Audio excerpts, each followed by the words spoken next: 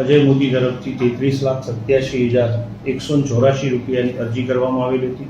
અરજીની પૂરી તપાસ કરી સીપી સાહેબને મોકલવામાં આવી હતી. મહેરબાન સીપી સાહેબે આ ગુનો દાખલ કરવા બાબતે મંજૂરી આપતા ગુનો દાખલ કરવામાં આવેલો છે.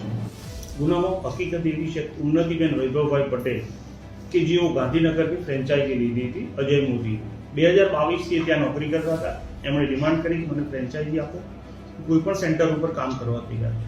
એમને પ્રાથમિક ધોરણે ગાંધીનગર ખાતે એક મંજૂરી આપવામાં આવી છે. એ મંજૂરી અનુસંધાને જે QR કોડ હોય એ અજય મોદીનો હોય અને પૈસા જે કંઈ પણ આવે, જે કંઈ પણ એમાં ફ્રેન્ચાઇઝીમાં ટૂરનું થાય કે ફ્લાઇટનું બુકિંગનું થાય, એ તમામ પૈસા અજય મોદીમાં આવવા જોઈએ. એના બદલામાં એમણે એ QR કોડ સાથે એક સેટિંગ કરી અને પોતાના એક્સિસ બેંકમાં 38 લાખ રૂપિયા 38,97,184 બારોબાર ટ્રાન્સફર કરી દીધા. જ્યારે ટૂરમાં અને ફ્લાઇટમાં બુકિંગ કેન્સલ થયા ત્યારે લોગો જે તે વખતે શો થાય કે ભાઈ અજય મોદીના નામનો લોગો છે, QR કોડ છે એ અજય મોદીનો છે.